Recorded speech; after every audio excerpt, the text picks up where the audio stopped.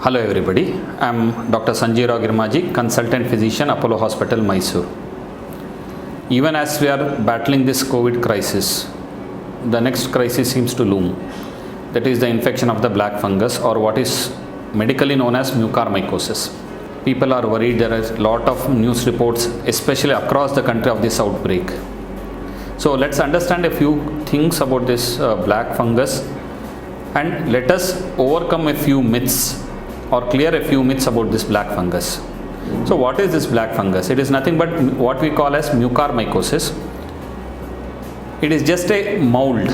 So to give an example, you keep a piece of bread out in the air for about 3 days, you can see a black mold fungus growing on that. So this is similar to that. So naturally what we have to understand is, just like the example why I gave the example of bread is, you just keep a single piece of bread in open air, it develops because the air contains the spores, or what we call the spores of these fungus.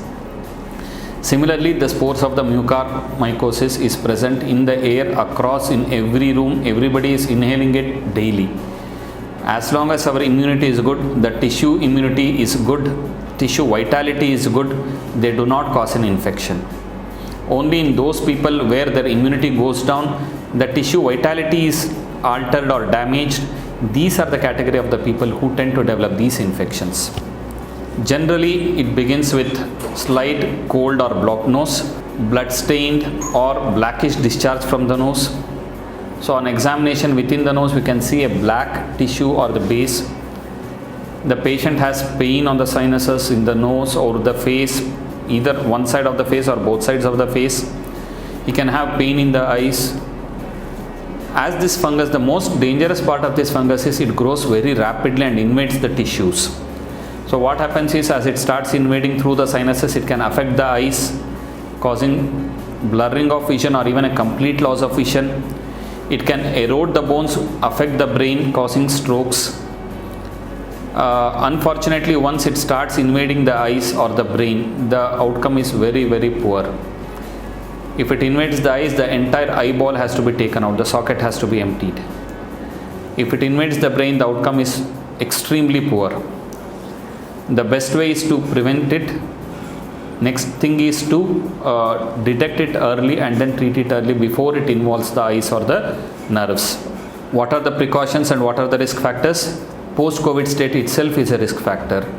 There are people who are on steroids and people with high uncontrolled diabetes.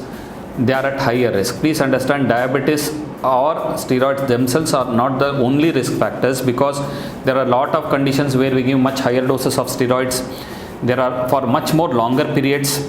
There are a lot of situations where we see patients coming with sugars of 400, 500 for weeks together. They never develop. So they are contributory factors. They are not the only factors. Control the sugars.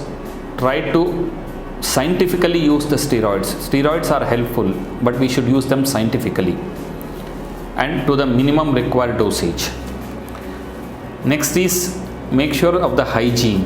One of the common hypotheses that has been told is that people tend to use the same mask repeatedly again and again, especially the cotton mask or these N95 masks. So as the mask gets wet and humid, it is an ideal condition for the fungus to grow. So again, make sure that whenever you use a mask, go home, wash, dry it thoroughly in the sun and then only use it. If possible, use a disposable mask and never use the mask again. That is still better.